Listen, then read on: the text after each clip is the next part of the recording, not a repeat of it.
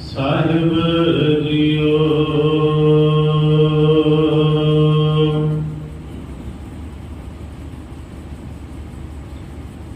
ਸੁਣਿਆ ਸਤ ਸੰਤੋਖ ਗਿਆਨ,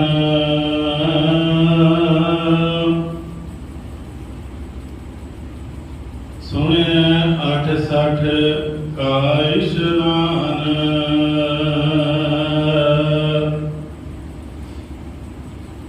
ਸੁਣਿਆ ਪੜ੍ਹ ਪੜ੍ਹ ਪਾਵੈ ਮਾਨ,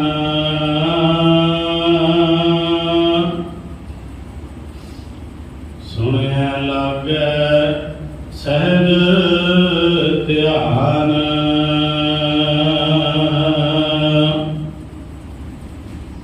ਨਾਨਕ ਭਗਤਾਂ ਸਦਾ ਵਿਗਾਸ,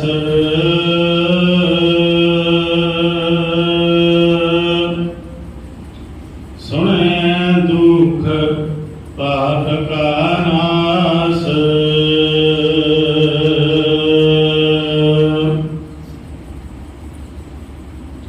ਨਾਨਕ ਭਗਤਾਂ ਸਦਾ ਵਿਗਾਸ,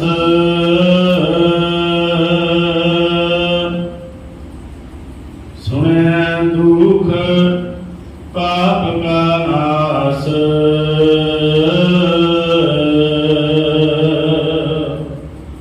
ਵਾਹਿਗੁਰੂ ਜੀ ਕਾ ਖਾਲਸਾ ਵਾਹਿਗੁਰੂ ਜੀ ਕੀ ਫਤਿਹ। ਪਰਮ ਅਤੇ ਸਨਮਾਨਯੋਗ ਜੁਗੋ ਜੁਗ ਅਟਲ ਚਮਰ ਛਤਰ ਤਖਤ ਦੇ ਮਾਲਕ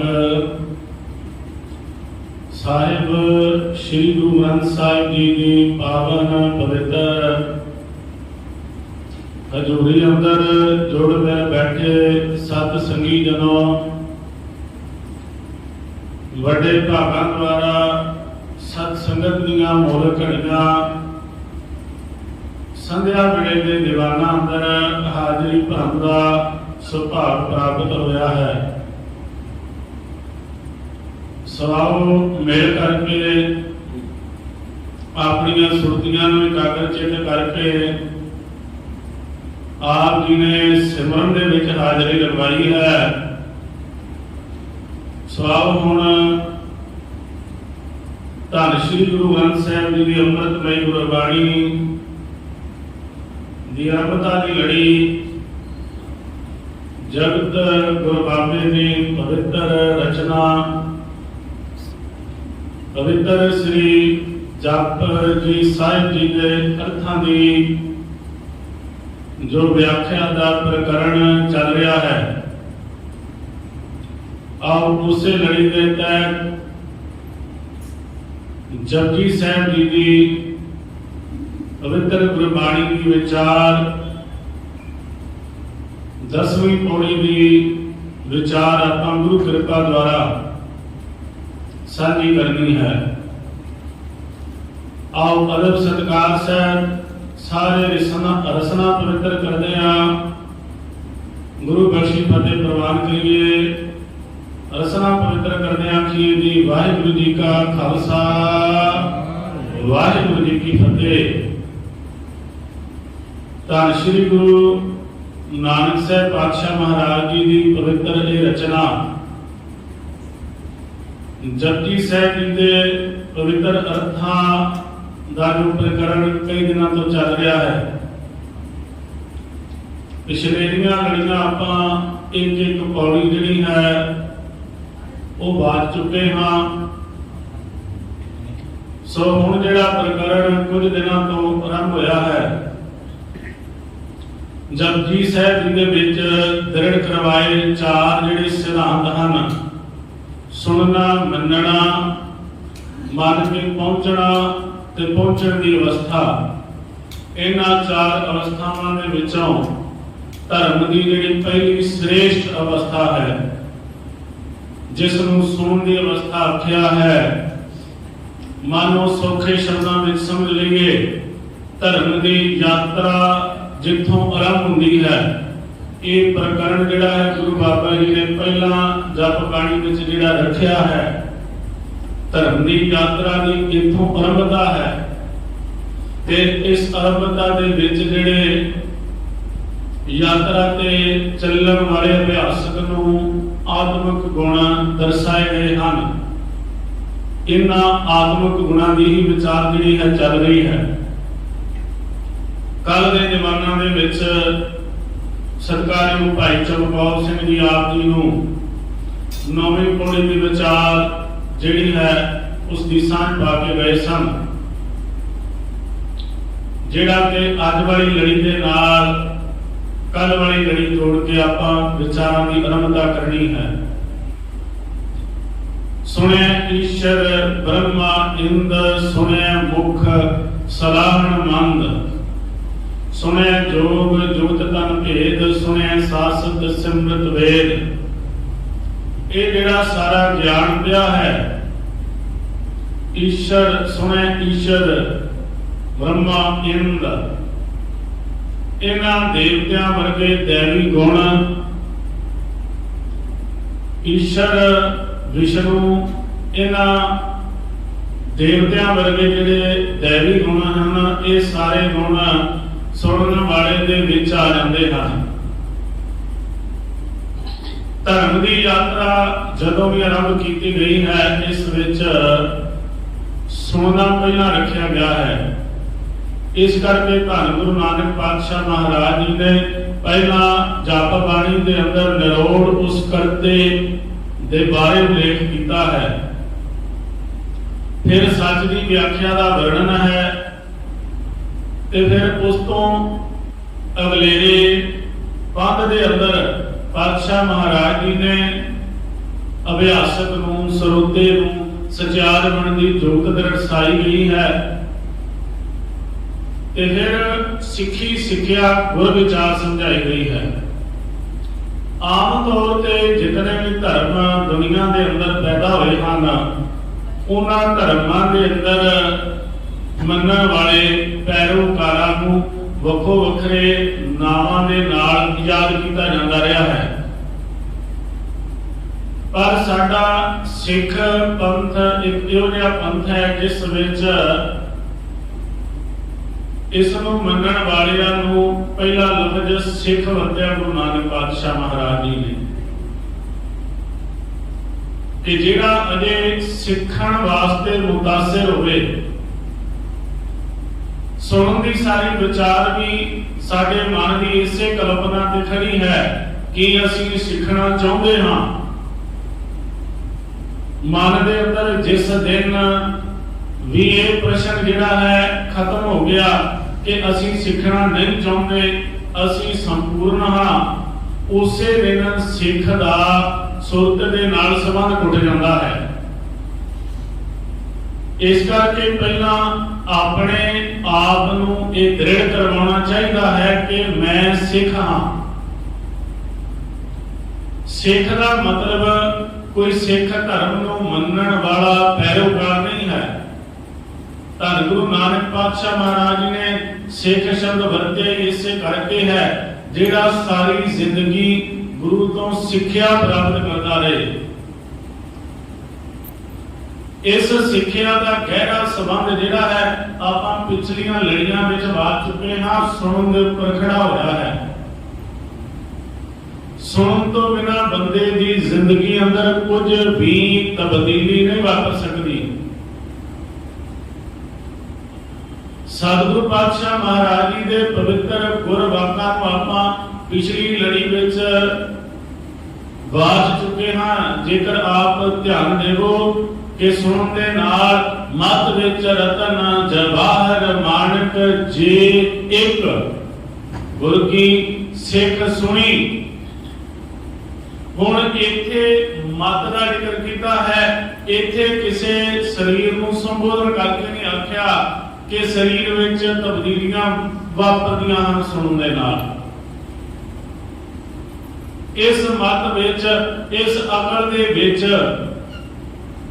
आत्मक गुणा दी जिहड़ी है बेशकीमती भंडार खुल जाता है।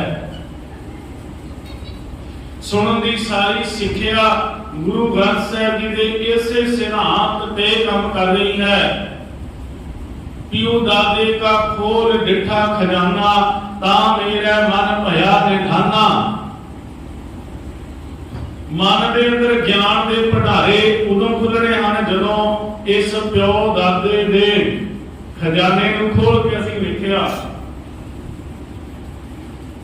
आम तौर ते घरां दे विच असीं पाठ करदे हां, साडा पढ़न दा इन्ना अभ्यास बन चुका है, पढ़ के साडी याद शक्ति दे विच पढ़ना इतना गहरा चलिया गया है कि कई बार असीं इशनान करदिआं ही जपजी साहिब दा पाठ कर लैंदे हां।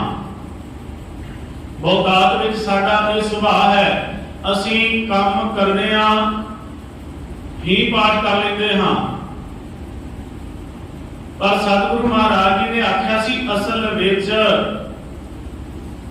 वो प्रकरण जिहड़ा है वो सिद्धांत नाम ते काम करदा है, पढ़न ते काम नहीं करदा। गुरबाणी दी एक एक विचार जिहड़ी है, एक एक शब्द जिहड़ा है विचार मात्र है।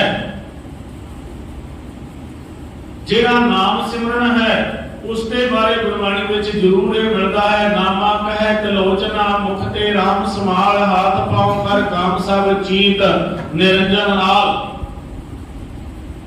जेड़ी नाम की अवस्था है उसका जिक्र जरूर किया है। पंच जनास्यों बात ततुआ चीत सो डोरी, राखी ले मन राम नामा बेटी ले, जैसे कनक कलाचित मांडी ले।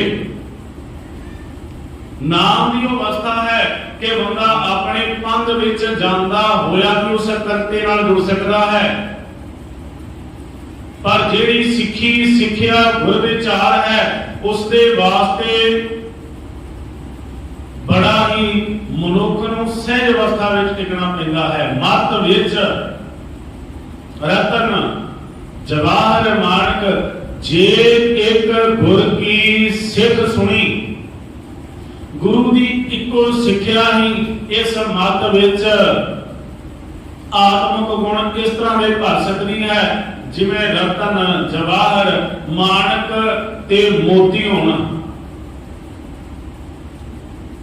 कबीर मार्ग मोती बीथरे, जग के उलंघे जाए जोत बिना जगदीश की। बाबा कबीर साहब जी ने आख्या सी इत्थे हर एक मनुख दे रस्ते दे विच ये गुण जिहड़े हन पए होए हन।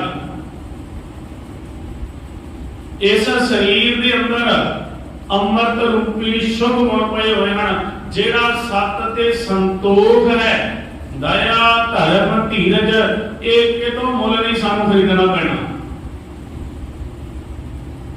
इसे दे अंदर आख्या है अंतर खूटा अमृत भरिया। अंदर हर मनुख दे अमृत रूपी शुभ गुणों का खूह है, भंडार है। पर मनुख इन्हां अमृत रूपी शुभ गुणों की वरतों नहीं करता। हुण असीं धन श्री गुरु नानक पातशाह महाराज जी ने जिहड़ी सानू सुनन दी विचार समझाई है, जिसकी प्रौढ़ता जप बाणी के आरंभ विच कीती गई है 4 पौड़ियां विच। सतगुरु पातशाह महाराज उच्चारण करते हैं, सुने सत संतोख ज्ञान। ज्ञान शब्द जिथे करते दे नाल वाचक वास्ते आएगा उथे औंकड़ तो मुक्ता होगा। इथे ज्ञान दे नन्ने नूं औंकड़ लगा होया है, भाव एक वचन। ज्ञान का अर्थ इथे गुण किया जाता है। ज्ञान के अर्थ गुरबाणी विच परमात्मा भी आए हैं। इथे ज्ञान का अर्थ है आत्मक गुण। सुने सत, सत दे तत्ते नूं औंकड़ लगा होया है, संतोख दे खखे नूं औंकड़ लगा होया है। तिन्ने जिहड़े शब्द हन तिन्ने औंकड़ दे नाल हन। गुरबाणी विच कई जगह आप नूं सत भी औंकड़ तो मिलेगा, संतोख भी औंकड़ तो मिलेगा। ये असल दे विच व्याकरण का एक नियम है, जिथे औंकड़ आ जाता है इसका अर्थ है एक वचन। सत ਕਿਸੇ ਦੇ ਅੰਦਰ ਸੁਣਨ ਦੇ ਨਾਲ ਸਤ ਜਿਹੜਾ ਹੈ ਬੈਠ ਜਾਂਦਾ ਹੈ। ਸਤ ਸੰਤੋਖ, ਸਤ ਦਾ ਭਾਵ ਅਰਥ ਕੀ ਹੈ? ਆਚਰਨ, ਉੱਚਾ ਆਚਰਨ, ਉੱਚੀ ਆਚਰਨ ਬਿਰਤੀ। ਸੁਣਨ ਦੇ ਨਾਲ ਮਨੁੱਖ ਦਾ ਆਚਰਨ ਉੱਚਾ ਹੋ ਜਾਂਦਾ ਹੈ। ਸੰਤੋਖ, ਮਨੁੱਖ ਸੁਣ ਕੇ ਹੀ ਸੰਤੋਖੀ ਬਣਦਾ ਹੈ। ਸੁਣ ਕੇ ਹੀ ਜਿਹੜਾ ਹੈ ਮਨੁੱਖ ਦੇ ਅੰਦਰ ਸਬਰ ਤੇ ਸਿਦਕ ਪੈਦਾ ਹੁੰਦਾ ਹੈ। ਗਿਆਨ, ਗਿਆਨਵਾਨ ਵੀ ਮਨੁੱਖ ਜਿਹੜਾ ਹੈ, ਗਿਆਨ ਦੀ ਤੇ ਇਹ ਖੂਬੀ ਇਸ ਤੇ ਲਿਖੀ ਹੋਈ ਹੈ ਕਿ ਸੁਣਨ ਤੋਂ ਬਿਨਾ ਮਨੁੱਖ ਗਿਆਨ ਦੀ ਪਦਵੀ ਤੱਕ ਪਹੁੰਚ ਹੀ ਨਹੀਂ ਸਕਦਾ। ਫਿਰ ਸਤ ਤੇ ਸੰਤੋਖ ਵੀ ਜਿਹੜਾ ਹੈ ਸੁਣਨ ਦੇ ਵਿੱਚ ਹੀ ਪਿਆ ਹੈ। ਇਹ ਸਾਰੀ ਸਿੱਖਿਆ, ਸਾਰੀ ਸਮਝ ਜਿਹੜੀ ਹੈ ਸੁਣਨ ਦੇ ਉੱਪਰ ਖੜੀ ਹੋਈ ਹੈ। ਉੱਚਾ ਆਚਰਨ, ਉੱਚੀਆਂ ਇਖਲਾਕ ਜੀਵਨ ਜਿਹੜਾ ਹੈ ਉਹ ਸੁਣਨ ਦੇ ਨਾਲ ਹੀ ਗੁਰੂ ਕੋਲੋਂ ਮਿਲਦਾ ਹੈ। ਸਤਿਗੁਰੂ ਪਾਤਸ਼ਾਹ ਉਚਾਰਨ ਕਰਦੇ ਹਨ ਕਿ ਜਦੋਂ ਕੋਈ ਇੱਕ ਵੀ ਗੁਰੂ ਦੀ ਸਿੱਖਿਆ ਪ੍ਰਾਪਤ ਕਰ ਲੈਂਦਾ ਹੈ ਤੇ ਉਸ ਦੀ ਮਤ ਵਿੱਚ, ਅਕਲ ਵਿੱਚ ਇਤਨੇ ਆਤਮਿਕ ਗੁਣ ਪੈਦਾ ਹੋ ਜਾਂਦੇ ਹਨ। ਸੁਣਿਆ ਸਤ ਸੰਤੋਖ ਗਿਆਨ, ਸੰਤੋਖ ਆ ਜਾਂਦਾ ਹੈ ਜਿਸ ਨੂੰ ਸੁਣਨਾ ਆ ਗਿਆ ਤੇ ਸੁਣ ਕੇ ਮੰਨਣਾ ਆ ਗਿਆ। ਬਾਬਾ ਕਬੀਰ ਸਾਹਿਬ ਜੀ ਨੇ ਇੱਕ ਉਦਾਹਰਨ ਦੇ ਕੇ ਇਸ ਗੱਲ ਨੂੰ ਸਪਸ਼ਟ ਕੀਤਾ ਸੀ ਕਿ ਜਿਹੜਾ ਮਨੁੱਖ ਆਪਣੇ ਸੁਣੇ ਹੋਏ ਨੂੰ ਟਿਕਾ ਨਹੀਂ ਸਕਦਾ, ਉਸ ਦੀ ਅਵਸਥਾ ਐਸੀ ਹੈ ਮਾਨੋ ਜਿਵੇਂ ਬਾਂਸ ਹੈ। ਬਾਂਸ ਜਿਹੜਾ ਹੈ ਉਸ ਦੇ ਵਿੱਚ ਹਵਾ ਨਹੀਂ ਟਿਕ ਸਕਦੀ। ਵੇਖੋ, ਜੇਕਰ ਬਾਂਸ ਦੇ ਵਿੱਚ ਹਵਾ ਉਸ ਨੂੰ ਟਿਕਾਉਣ ਦੀ ਜ਼ਰੂਰਤ ਆ ਜਾਵੇ ਤਾਂ ਉਹਦੇ ਵਿੱਚ ਸੰਗੀਤ ਦਾ ਜਨਮ ਹੋ ਸਕਦਾ ਹੈ, ਪਰ ਬਾਂਸ ਦੇ ਵਿੱਚ ਹਵਾ ਨਹੀਂ ਟਿਕਦੀ। ਇਸੇ ਕਰਕੇ ਬਾਬਾ ਕਬੀਰ ਸਾਹਿਬ ਜੀ ਨੇ ਆਖਿਆ ਸੀ ਕਈ ਲੋਕਾਂ ਦਾ ਜੀਵਨ ਜਿਹੜਾ ਹੈ ਉਸ ਬਾਂਸ ਦੇ ਵਰਗਾ ਹੈ। ਕਬੀਰ ਸਾਚਾ ਸਤਿਗੁਰ ਕਿਆ ਕਰੈ ਜੋ ਸਿੱਖਾਂ ਮੈਂ ਚੂਕ, ਚੁੱਕ ਦਾ ਅਰਥ ਘਾਟ। ਕਈ ਵਾਰ ਇੱਥੇ ਹੁਣ ਸੋਚਣ ਵਾਲਾ ਇਹ ਮਜਬੂਰ ਹੋ ਜਾਂਦਾ ਹੈ ਗੁਰੂ ਨੇ ਮੇਰੇ ਉੱਪਰ ਹੀ ਕਿਰਪਾ ਨਹੀਂ ਕੀਤੀ, ਇੱਥੇ ਗੁਰੂ ਨੇ ਕਿਰਪਾ ਨਹੀਂ ਕੀਤੀ, ਇੱਥੇ ਕਿਹੜਾ ਕੁਝ ਦੱਸਿਆ ਜਾਂਦਾ ਹੈ। ਧੰਨ ਗੁਰੂ ਨਾਨਕ ਪਾਤਸ਼ਾਹ ਮਹਾਰਾਜ ਜੀ ਨੇ ਰਬਾਬ ਦੇ ਨਾਲ ਕੀਰਤਨ ਕੀਤਾ ਹੈ। ਜਿਹੜੀ ਸਿੱਖਿਆ, ਅਨੁਭਵੀ ਸਿੱਖਿਆ, ਜਿਹੜਾ ਰੱਬੀ ਗਿਆਨ ਹੈ ਉਸ ਨੂੰ ਗਾ ਕੇ ਲੋਕਾਂ ਤੱਕ ਪਹੁੰਚਾਇਆ। ਵੱਡੇ ਵੱਡੇ ਬਲੀ ਕਢਾਰੀ ਵਰਗੇ, ਕੋਡੇ ਰਾਖਸ਼ਾਂ ਵਰਗਿਆਂ ਦਾ ਉਦਾਹਰਨ ਕੀਤਾ। ਇਸ ਨੂੰ ਗਾ ਕੇ ਲੋਕਾਂ ਤੱਕ ਪਹੁੰਚਾਇਆ। ਜਦੋਂ ਲੋਕ ਗਾਉਣਾ ਸਮਝਦੇ ਸਨ,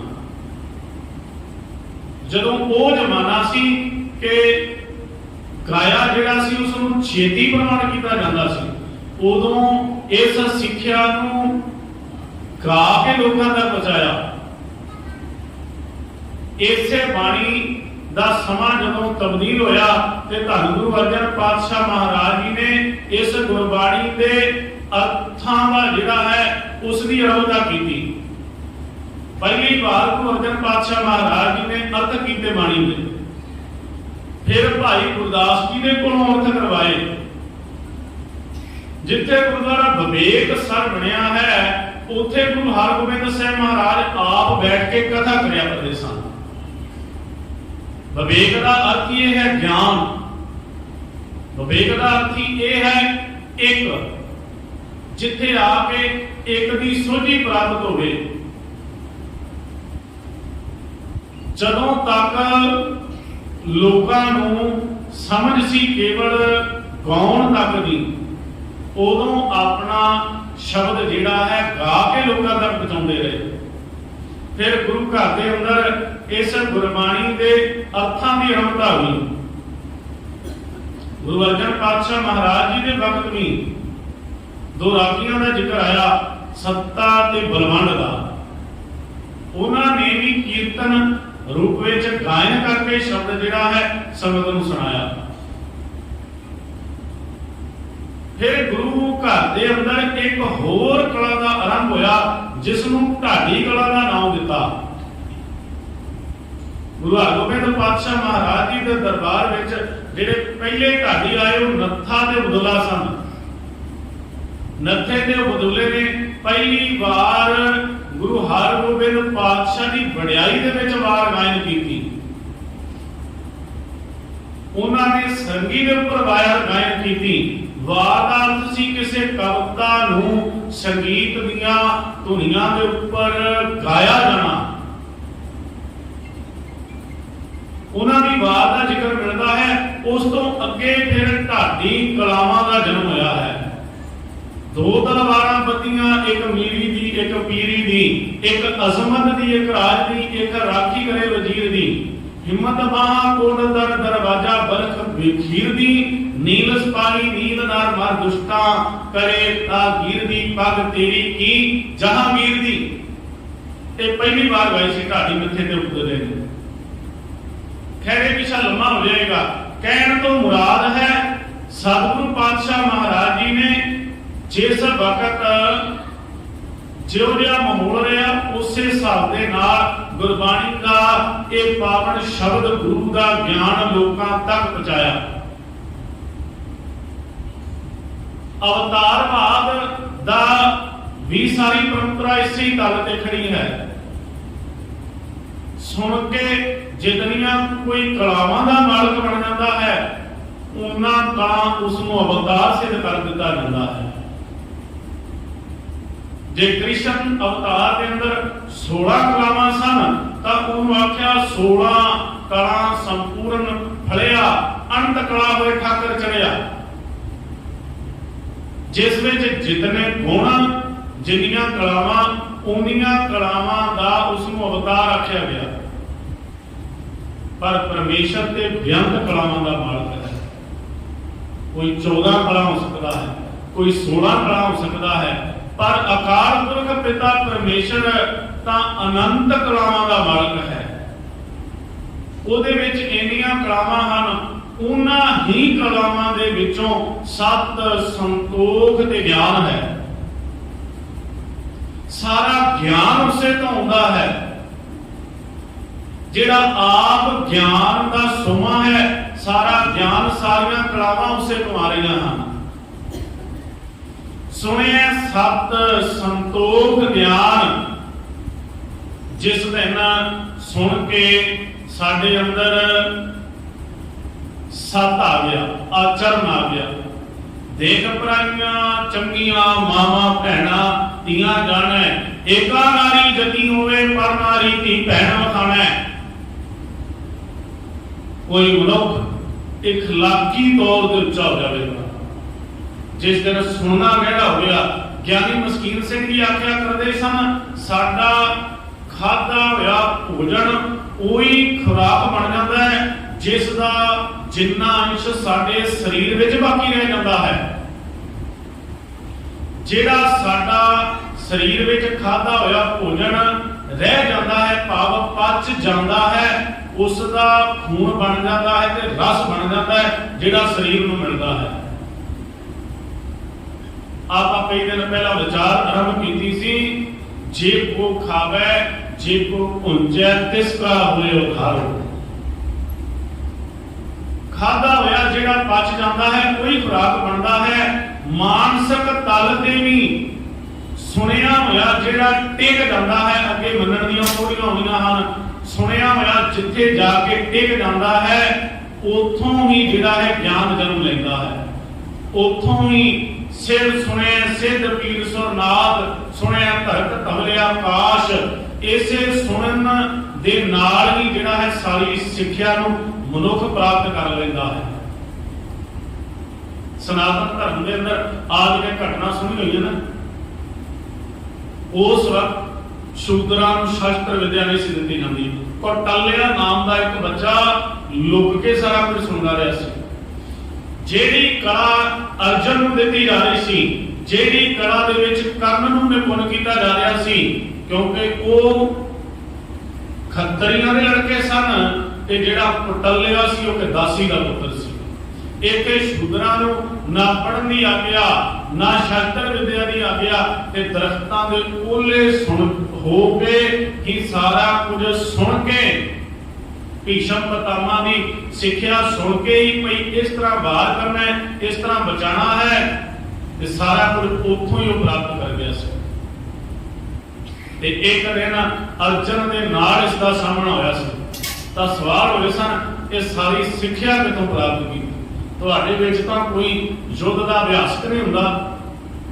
उसने आख्या सारा कुछ मैं लुक के सुनता रहा हाँ। सुनना कितना गहरा हो जाता है। सुखदेव ने भी गाथा आपजी ने पढ़ी है, माता के गर्भ के अंदर ही जिहड़ा है उसनों वेदां दा पाठ सुनाई देण लग पिया सी। मां ऋषियों की सेवा विच सी ते सुखदेव मुनि के बारे गाथा है कि मां के गर्भ के अंदर ही मां ने सारा दिन वेदां दा पाठ सुनना, ऋषियों ने पाठ पढ़ना। सुखदेव मुनि नूं माता के गर्भ के अंदर ही ज्ञान हो गया सी। सुनिया सत संतोख ज्ञान, सानू सुन के संतोख जिहड़ा है नहीं आ सकता। अरे साडा चित्त जिहड़ा है डोल जाता है, किसी की कोठी वेख के डोल जाता है, किसी की तरक्की वेख के डोल जाता है। जिस दिन सानू किसी का चेहरा वेख के, सानू किसी की तरक्की वेख के अंदर ईर्खा ते साड़ा ना होया, उस दिन असी संतोख की पहली यात्रा के वल कदम पुट्टना आरंभ कर देवांगे। धन गुरु अर्जन पातशाह महाराज जी का एक पावन शब्द है जिहड़ा सिख दे परथाए है। धन गुरु अर्जन पातशाह महाराज सुखमनी साहिब जी के अंदर कोड करते हैं, कहते कि असल विच गुरु जिहड़ा है सिख नूं किन्ना कुछ जिहड़ा है दिंदा है। सतगुर सिख की करै प्रतपाल, सेवक को गुर सदा दयाल। सिख की गुर दुर्मत माला हिरै, गुर बचनी हर नाम चढ़ै। सतगुर सिख के बंधन काटै, गुर का सिख विकार ते हटै। सतगुर सिख को नाम धन दे, गुर का सिख वड भागी है। सतगुरु अकाल पुरख इसनूं नाम धन की दात भी दे देंदे हैं, जिथे इसकी प्रतिपालना करते हैं। फिर अगला बचन आरंभ होता है, सतगुर सिख के बंधन काटै, गुर का सिख विकार ते हटै। सतगुर सिख को नाम धन दे, गुर का सिख वड भागी है। सतगुर सिख का हल्त पग सवारै, सतगुर नानक सतगुर सिख को जी नाल समारै। अकाल पुरख रूपी शब्द इस सिख की जिंद दे नाल जुड़दा है। अखीर दे विच आ जांदा है गुर के गृह सेवक जो रहे। अष्टपदी इत्थे जाके संपूर्ण होती है। गुर के गृह सेवक जो रहे, गुर की आज्ञा मन में सह, आपस को कर कछ ना जनावे।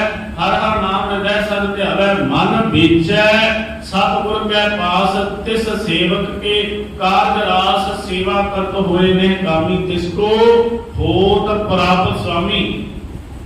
गुर के गृह, गृह का अर्थ आज्ञा। जिहड़ा सिख गुरु की आज्ञा दे विच रहिंदा है, भाव सुन के गुरु की मन लैंदा है।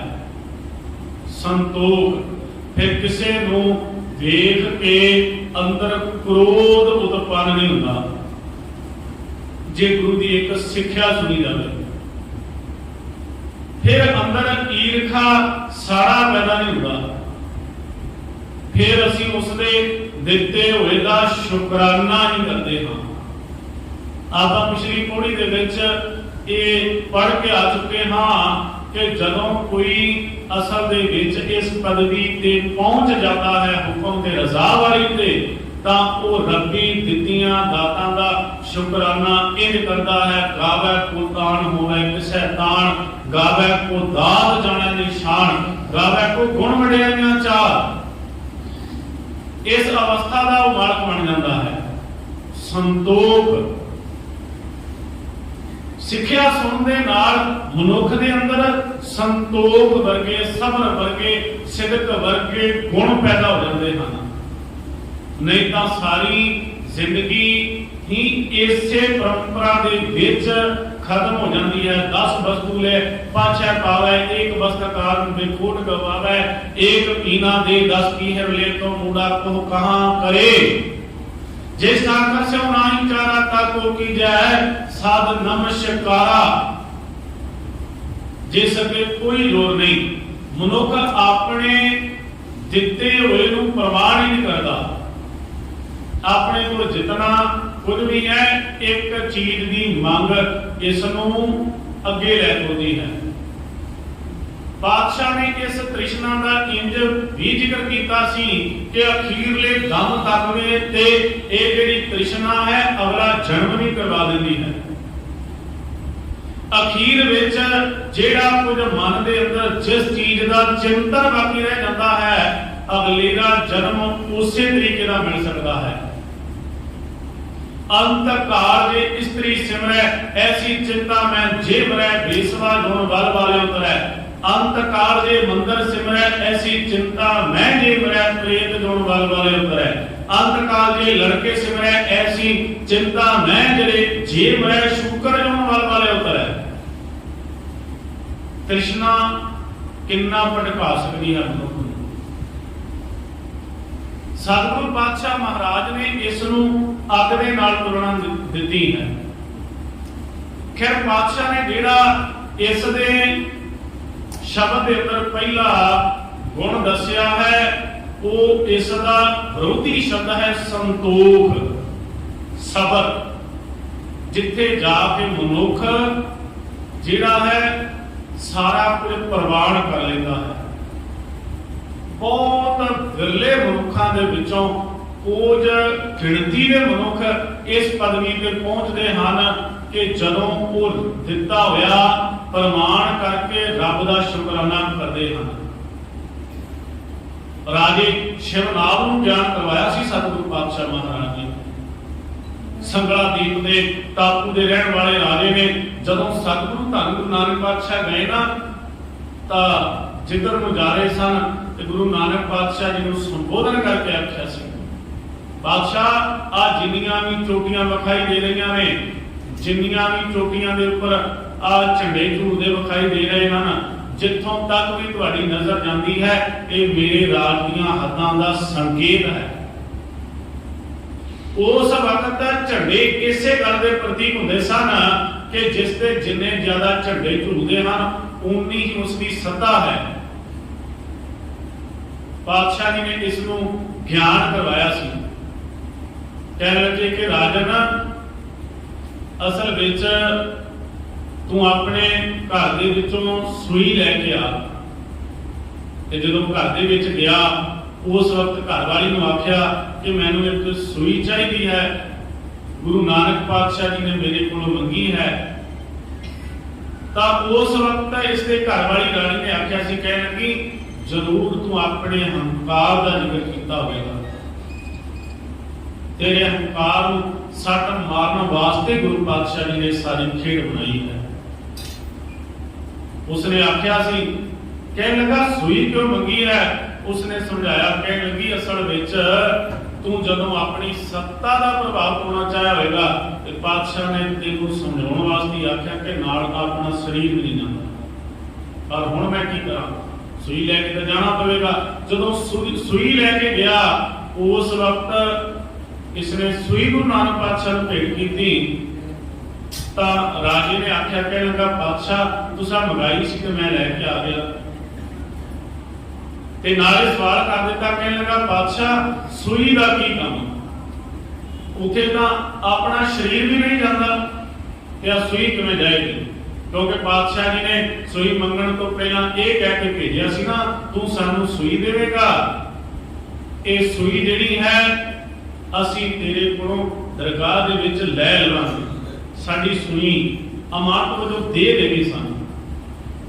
इसने आख्या पातशाह उत्थे तां शरीर भी नहीं जाता, ते गुरु नानक पातशाह ने आख्या सी जिहड़े 7 चोटियां दे उपर तेरे झंडे झूलदे हन कि ये सारा कुछ नाल जाण वाला है। कभी उस परमात्मा दे दिते दे उपर शुकराना करिए। रमैया के हुण चेत पुरानी कवन मूल ते कवन दृष्टानी, जिन तू साज सवार सिंगारिया, गर्भ अवन में जिन्हें बारिया, बाल व्यवस्था तुझे प्यारा, दूध भर जोड़ भोजन सुख सूद, बिरद भया उपर साथ सहन मुख्य प्याओ बैठ को दैन, ए निर्गुण गुण कछु ना पूजै बख्श लियो, तो नानक सीजै। ये मनुख जिहड़ा है कभी उसका शुकराना कर दे, दिते हुए दा शुकराना करना ही संतोख का जन्म कराउंदा है। सारी सिक्ख्या गुरु दे उपदेशां ते टिकी हुई है। सुनन दे नाल उच्चा आचरण बनता है, सुनन दे नाल ही मनुख संतोखी बनता है। पातशाह जिक्र कर रहे हैं, सुने सत संतोख ज्ञान, ज्ञान जिहड़ा है विद्वता जिहड़ी है अकल सियाणप, ये भी सिक्ख्या सुनने नाल प्राप्त की जा सकती है। सुन सुन के कई कितनियां बड़ियां पदवियां तक पहुंच जाते हैं। केते इंद चंद सूर केते केते मंडल देश, केते सिद्ध बुद्धनाथ केते केते देवी वेश, केते देवदानव मुर केते केते रतन समुंद। कितना कुछ है जिहड़ियां पदवियां जिहड़ियां बरकतां मनुख नूं मिल जांदियां हन। सारा ज्ञान उस तो आउंदा है जिहड़ा आप ज्ञान का स्रोत है, पर सारा कुछ सुन ते टिकिया होया है। पातशाह उच्चारण कर रहे हैं, सुने सत संतोख ज्ञान, सुने 8 सठ का इशनान। जिवें कोई मनुख धार्मिक तौर पे ये मनता है कि जिहड़ा 68 तीर्थां दा इशनान करता है वो बड़ा पवित्र हो जाता है। दुनिया की हकीकत है, धर्म का बोलबाला है कि 68 तीर्थां दे इशनानी नूं लोग पवित्र आखदे हन। बादशाह आखदे हन भावें कि इत्थे तीर्थ दा ते बाहरी इशनान दा जिहड़ा है पातशाह ने मन दे नाल कुछ भी लैण देण नहीं दस्सिया। ये सारा बाहरी मेला है। तीर्थ तीर्थ नामन जाओ, तीर्थ नाम है। जदों तीर्थ का जिक्र होता है, सच्चे तीर्थ का जिक्र होता है, तो पातशाह आखदे हन तीर्थां ते असीं ऐसे तीर्थ ते नहाइए जिथे नाम भी तीर्थ होवे। बाहरी इशनान जिहड़ा है वो केवल तन दी पवित्रता वास्ते, तन दी मैल होण वास्ते है, उसका मन दे नाल कुछ भी संबंध नहीं है। असी जेकर मन दी सुचमता, मन का इशनान करना है तो वो है नाम। तीर्थ नामन जाओ, तीर्थ नाम है। तीर्थ शब्द विचार अंतर ज्ञान है। तीर्थ असल विच की है? शब्द दी विचार नूं जिंदगी दे विच अपनाउणा ही असल तीर्थ है। मनुख तुरदा फिरदा तीर्थ बन जाता है जिस दिन गुरु की एक सिक्ख्या सुन के प्राप्त कर लेता है। सुनिया मनिया मन कीता भाव अंतरगत तीर्थ मल नाओ। हुण जेकर तू गुरु की सिक्ख्या सुन लई, सुन के जिंदगी दे अंदर मन लई, तां तेरे अंतरगत दा अर्थ तेरे अंदर ही तीर्थ बन गया है। तू आप पवित्र हो गया है। कहत कबीर हो भया उदास, तीर्थ बड़ा के हर का दास। बाबा कबीर साहब आखदा है कई बार मैं ये गल सुन के प्रभावित हो जाता हाँ कि लोग तीर्थ नूं वड्डा आखी जा रहे ने।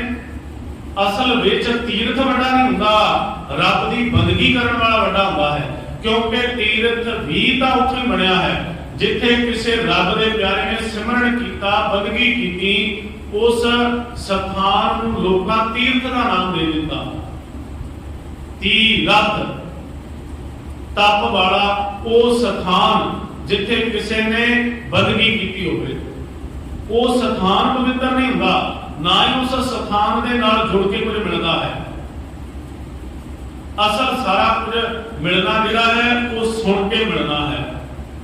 ਕਹਿਤ ਕਬੀਰ ਹਉ ਭਇਆ ਉਦਾਸ, ਤੀਰਥ ਵੱਡਾ ਕੇ ਹਰ ਕਾ ਦਾਸ।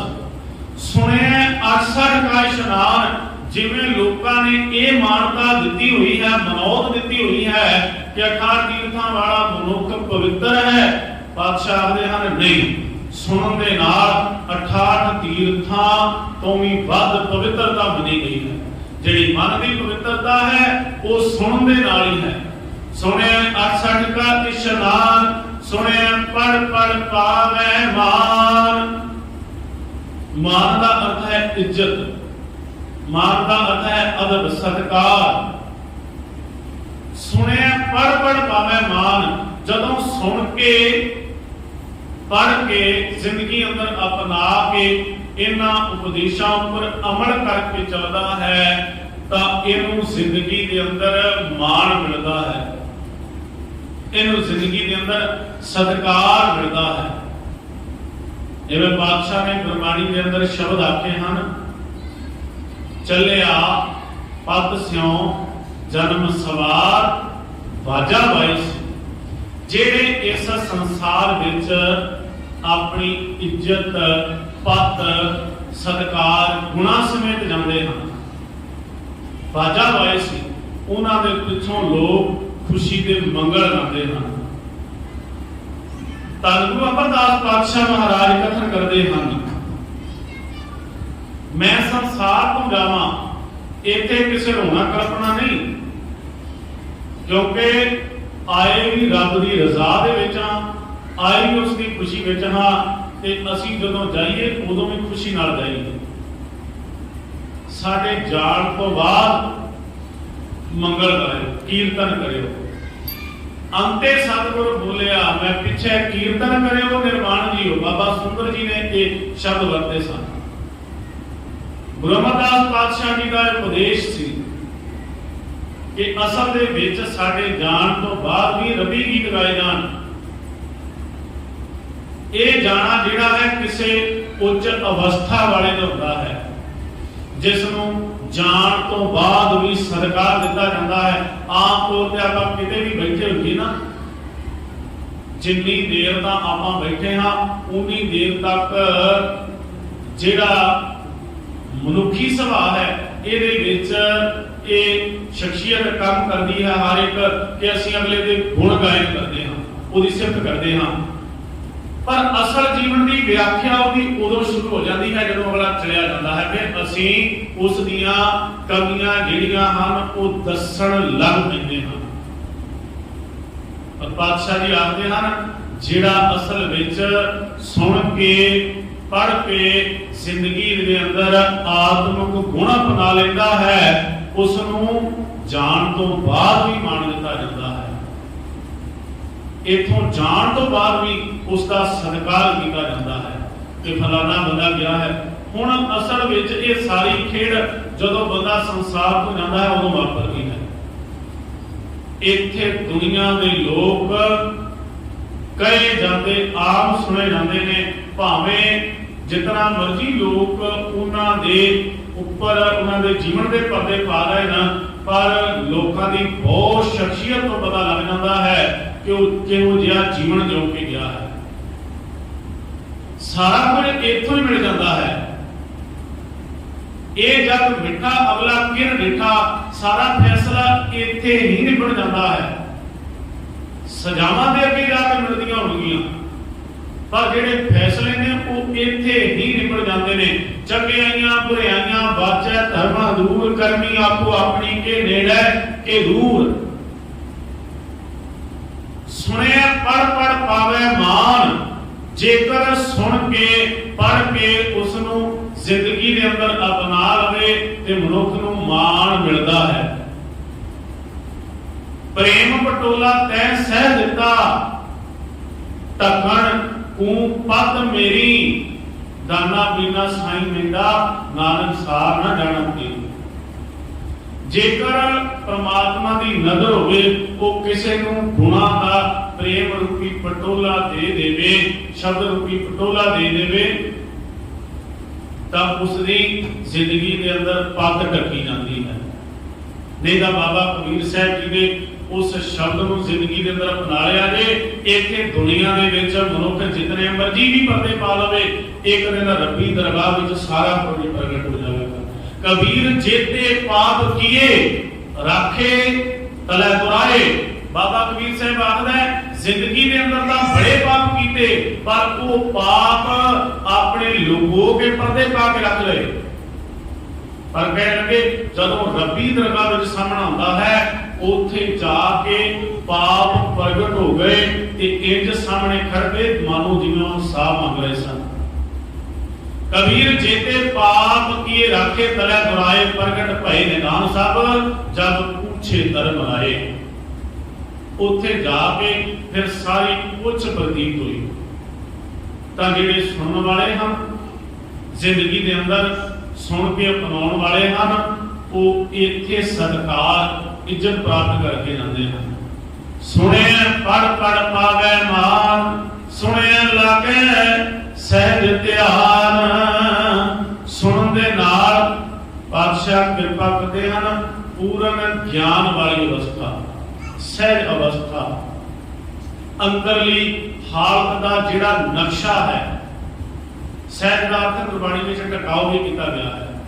ਸਹਿਜ ਦਾ ਅਰਥ ਆਤਮਿਕ ਅਵਸਥਾ ਵੀ ਕੀਤਾ ਗਿਆ ਹੈ। ਸੁਣਿਆ ਲੱਗੇ ਸਹਿਜ ਧਿਆਨ। ਵੇਖੋ ਜਿਹੜਾ ਧਿਆਨ ਟਿਕਣਾ ਹੈ ਸਹਿਜ ਅਵਸਥਾ ਦੇ ਵਿੱਚ ਮਨੁੱਖ ਨੇ ਪਹੁੰਚਣਾ ਹੈ, ਉਹ ਵੀ ਸਾਰਾ ਕੁਝ ਸੁਣਨ ਤੇ ਟਿਕਿਆ ਹੋਇਆ ਹੈ। ਚਾਰ ਬਾਣੀਆਂ ਦਾ ਗੁਰਬਾਣੀ ਵਿੱਚ ਜ਼ਿਕਰ ਆਉਂਦਾ ਹੈ। ਇਹਨਾਂ ਦੇ ਵਿੱਚੋਂ ਪਰਾ ਪਸੰਤੀ ਮਧਮਾ ਤੇ ਬੈਖਰੀ ਹੈ। ਜਿਸ ਦਿਨ ਕੋਈ ਇਸ ਅਵਸਥਾ ਦਾ ਧਾਰਨੀ ਬਣਦਾ ਹੈ, ਵੇਖੋ ਖੇਡ ਸਾਰੀ ਕਿੱਥੋਂ ਸ਼ੁਰੂ ਹੁੰਦੀ ਹੈ। ਬੈਖਰੀ ਬਾਣੀ, ਚਾਰ ਬਾਣੀਆਂ ਦਾ ਜਦੋਂ ਜ਼ਿਕਰ ਆਏਗਾ, ਬੈਖਰੀ ਦਾ ਅਰਥ ਜਿਹੜੀ ਮੂੰਹ ਨਾਲ ਉਚਾਰਨ ਕੀਤੀ ਜਾਏ। ਪਰਾ ਪਸੰਤੀ ਬਾਅਦ ਵਿੱਚ ਆਉਂਦੀ ਹੈ। ਪਹਿਲਾਂ ਬੈਖਰੀ ਭਾਵ ਅੱਖਰਾਂ ਤੋਂ ਅਭਿਆਸ ਹੁੰਦਾ ਹੈ। फिर वो अवस्था होती है, ये अक्षर खिर जाएंगे, वो अक्षर इनमें ना ही। जबान तो आख्या अक्षर खत्म हो जाता है, उत्थे जाके फिर जबान तो कीता उच्चारण अक्षर, ये अक्षर अक्षर रह जाते ने, पर उस अक्षरां तक मनुख पहुंच जाता है जिहड़ा अक्षरां तो बिना है, जिहड़ा बिना किसी टकराव तो आवाज जिहड़ी सुनाई देने लगती है। सुने लागे सहज ध्यान, पहला उच्चारण करना पैंदा है, उस उच्चारण उस बैखरी नूं फिर मधमा की अवस्था तक लैके जाना पैंदा है। वो फिर परा बनती है, माफ करना पसंती बनती है, फिर परा की खेड नाभि तक जाके वापर जाती है। जदों अभ्यासक पढ़ता नहीं, उच्चारण नहीं करता रसना नाल, देखो ਕੰਨਾਂ ਨਾਲ ਸੁਣਾਈ ਵੀ ਨਹੀਂ ਦਿੰਦਾ, ਤੇ ਉਹ ਜਿਹੜਾ ਸਿਮਰਨ ਹੈ ਉਹ ਇਸ ਸਰੀਰ ਦੇ ਅੰਦਰ ਚੱਲ ਪੈਂਦਾ ਹੈ ਤੇ ਸਹਿਜ ਅਵਸਥਾ ਜਿਹੜੀ ਹੈ ਲੱਗ ਜਾਂਦੀ ਹੈ, ਜਿਸ ਦਾ ਜ਼ਿਕਰ ਗੁਰੂ ਅਮਰਦਾਸ ਪਾਤਸ਼ਾਹ ਜੀ ਨੇ ਬਹੁਤਾਤ ਵਿੱਚ ਕੀਤਾ ਹੈ। ਸਤਿਗੁਰੂ ਪਾਤਸ਼ਾਹ ਜੀ ਨੇ, ਗੁਰੂ ਅਮਰਦਾਸ ਜੀ ਨੇ ਜਿੰਨਾ ਇਸ ਅਵਸਥਾ ਨੂੰ ਖੋਲਿਆ ਹੈ, ਸ਼ਾਇਦ ਕਿਸੇ ਹੋਰ ਸ਼ਬਦ ਵਿੱਚ ਮਿਲਦਾ ਹੈ। ਉਹਨਾਂ ਦਾ ਸਿੱਧੇ ਲਫ਼ਜ਼ਾਂ ਦੇ ਵਿੱਚ ਜ਼ਿਕਰ ਕੀਤਾ ਹੈ। आनंद आनंद सब को कहे, आनंद गुरु ते जानिया, जानिया आनंद सदा गुरु ते, कृपा करे प्यारिया कर कृपा किल विक कटे, ज्ञान अंजन सारिया अंदरों जिनका मोह टूटा, तिनका शब्द सच्चे सवारिया। फिर ऐसी अवस्था का मनुख धारनी बन जाता है जो अंदरों मोह दियां तंदां अपने आप खत्म हो जांदियां हैं। उन्हां दा शब्द, उन्हां दी रसना दा शब्द इन्ना खूह सवार दिता जाता है, जिसनूं गुरु अमरदास पातशाह आखदे हन अंदरों जिनका मोह टूटा तिनका शब्द सच्चा सवारिया कहे नानक इहो आनंद है। इत्थे आनंद की परिभाषा मिलती है पूरे आनंद साहब के विचों। हुण जेकर आपां श्री आनंद साहब जी की परिभाषा पूछनी होवे ते इस शब्द विच गुरु अमरदास पातशाह आनंद साहब की परिभाषा दस दिंदे ने। कहे नानक इहो आनंद है, आनंद गुर ते जानिया, भाव आनंद नूं गुरु तो ही जानिया जाता है। ते सारी टिकाऊ वाली वृत्ति, सहज अवस्था, ध्यान वाली एकाग्रता वाली वृत्ति गुरु तो सुन करके ही प्राप्त की जा सकती है। सुने लागे सहज ध्यान, नानक भगतां सदा विगास। भगत जिहड़े हन सदा विगास विच खेड़े विच रहिंदे हन, जिहड़े इन्हां आत्मक गुणां दे सुन के जिहड़े इन्हां आत्मक गुणां नूं जिंदगी अंदर धारण कर लैंदे हन, ਉਹ भगत सदा ही खेड़े विच रहिंदे हन ते जिंदगी दे अंदर उन्हां दे सारे ही दुख ते पाप कलेश जिहड़े हन नाश हो जांदे हन। सुने दुख पाप का नाश, नानक भगतां सदा विगास। भगत दे अर्थ आपां पिछले दीवाना पिछली लड़ी विच कर चुके हां। भगत दा जीवन ऐसा है जिहड़ा अपने कोल एक गुण धारण कर लेता है, जिहड़ा अपनी सूझबूझ अकल सियाणप दी जिहड़ी है बारी बखावा नहीं करता, जिहड़ा निमरता दा गुण अपना लैंदा है ते जिस दे कोल थोड़ी जिनी भी चीज होवे उस नूं सारियां दे विच वंडना जानदा है। जिवें कि भगत पूरन सिंह दा जीवन आपां पढ़िया है ते जिहड़ा भगत है वो हर एक मनुख दी कदर समझदा है। भगत ही है जिहड़ा हर मनुख की कदर समझ सकता है। भगत पूरन सिंह का जीवन आप जी ने पढ़िया है ना। एक पिंगले ते लूले मनुख नूं उन्होंने अपने मोढियां दे उपर चुक के किवें उहदी संभाल की। पिंगलवाड़े दे बानी भगत पूरन सिंह का उन्होंने कदे जीवनी पढ़न का मौका मिले तो जरूर पढ़िया। देखो असल भगत दे जिहड़ी जीवन की परिभाषा है ना, भगत पूरन सिंह के जीवन विचों प्रतੱਖ प्रगट होती है। जिहड़ा मनुख समुच्चता दे विच विचरदा है ना, असल विच भगत के जीवन की जदों परिभाषा बाबा फरीद साहब जी ने दिती सी ते उन्हां अखीर विच आखदे हन, हियाओ ना कहनी खाए मानक साबे बोल। वो किसी का हिरदा नहीं दिखाता, आखदा है सारे मनुख जिंदगी विच अनमोल ने। जिस दिन सानू हर मनुख दे विचों जिहड़ा है परमात्मा दा ही प्रतिबिंब नजर आउण लग पिया, भाव हर एक मनुख सानू जिहड़ा रब दा बनाया नजर आउण लग पिया। जिस दिन ये अवस्था बन गई, नाको बैरी नहीं बेगाना, सबल संग हमको बने आई वाली अवस्था बन गई, तब पातशाह कहते हैं जिंदगी विचों उस दिन दुखां ते पापां दा अंत हो जाएगा। दुख किस करके ने? ईर्खा ते साड़े करके ने। दुख क्यों ने? फलाना तरक्की कर गया, मैनू इस साल बहुत घाटा पै गया है, पिछले साल मेरा बहुत वाधा सी, काम चलता सी, हुण घाटा पै गया, हुण जीवन दे विचों घर दे विचों किसी चीज का घाटा पै गया है। जिस दिन इस सारे जिहड़ा है सारे कासे की सोझी मनुख नूं पै गई, उस दिन दुख ते पाप जिंदगी के अंदर चले जाते। ये नहीं भाव के दुख पाप कभी नहीं होंगे, दुख पाप जरूर होंगे, पर मनुख इस विच डोल नहीं सकेगा। भगत खेड़े विच रहिंदे हन ते ओह अपने इस जीवन दे विच गुरु की सिक्ख्या सुन के पाप दुख नाश कर देंदे हन। नानक भगतां सदा विगास, सुनिया दुख पाप का नाश, सुन दे नाल दुखां पापां दा नाश हो जाता है। चार पौड़ियां सुनदियां हन सतगुरु धन गुरु नानक पातशाह महाराज जी की। एक पौड़ी सुने सरा गुणा के गादी, कल विचार करके आपां मनण दीयां जिहड़ियां पौड़ियां हन उन्हां दी विचार नूं अगे तोरना है। आप दी यतन करिया जे कि धन श्री गुरु ग्रंथ साहिब जी की इस समुची विचार जिहड़ी है असीं सुन के जिंदगी दे अंदर अपनाउणी है। जिहड़े आत्मक गुण ਚਾਰ ਪੀਰ ਜਗਤ ਗੁਰ ਬਾਬੇ ਨੇ ਸਾਨੂੰ ਬਾਣੀ ਅੰਦਰ ਸਮਝਾਏ ਹਨ। ਇਹਨਾਂ ਦੇ ਵਿੱਚੋਂ ਸਾਰੇ ਤਾਂ ਨਹੀਂ, ਜੇਕਰ ਇੱਕ ਵੀ ਗੁਣ ਅਸੀਂ ਧਾਰਨ ਕਰ ਲਿਆ ਤੇ ਇੱਕ ਗੁਣ ਐਸਾ ਹੈ ਜਿਹੜਾ ਹੌਲੀ ਹੌਲੀ ਅਗਲੇ ਗੁਣਾਂ ਨੂੰ ਆਪਣੇ ਨਾਲ ਜੋੜਨਾ ਸ਼ੁਰੂ ਕਰ ਦਿੰਦਾ ਹੈ। ਕੋਈ ਬੰਦਾ ਇਮਾਨਦਾਰ ਹੁੰਦਾ ਹੈ, ਉਹਦੀ ਇਮਾਨਦਾਰੀ ਵਿੱਚੋਂ ਦਇਆ ਉਪਜ ਪੈਂਦੀ ਹੈ, ਉਹਦੀ ਇਮਾਨਦਾਰੀ ਵਿੱਚੋਂ ਸੱਚ ਉਪਜ ਪੈਂਦਾ ਹੈ, ਉਹਦੀ ਇਮਾਨਦਾਰੀ ਵਿੱਚੋਂ ਸਮਦ੍ਰਿਸ਼ਟੀ ਉਪਜ ਪੈਂਦੀ ਹੈ। ਤੇ ਇੱਕ ਗੁਣ ਵੀ ਜੇਕਰ ਆਪਾਂ ਗੁਰੂ ਬਾਬੇ ਦੀ ਬਾਣੀ ਵਿੱਚੋਂ ਧਾਰਨ ਕਰ ਲਿਆ ਤੇ ਜੀਵਨ ਇੰਨਾ ਸੁਖਾਲਾ ਬਣ ਜਾਵੇਗਾ ਜਿਸ ਦੀ ਅਸੀਂ ਕਲਪਨਾ ਵੀ ਨਹੀਂ। ਆਓ ਗੁਰਬਾਣੀ ਦੀ ਸਿੱਖੀ ਸਿੱਖਿਆ ਗੁਰ ਵਿਚਾਰ ਨੂੰ ਧਾਰਨ ਕਰੀਏ, ਤਾਂ ਹੀ ਸਾਡੇ ਇਹ ਲੋਕ ਸੁਖੀਏ ਪਰ ਲੋਕ ਸੁਹੇਲੇ ਨਾਨਕ ਤੁਹਾਡਾ ਮਿਲੇ। ਹੋਈਆਂ ਬੇਅੰਤ ਹੀ ਭੁੱਲਾਂ ਗਲਤੀਆਂ ਦੀ ਖਿਮਾ ਜੀ। ਵਾਹਿਗੁਰੂ ਜੀ ਕਾ ਖਾਲਸਾ, ਵਾਹਿਗੁਰੂ ਜੀ ਕੀ ਫਤਿਹ।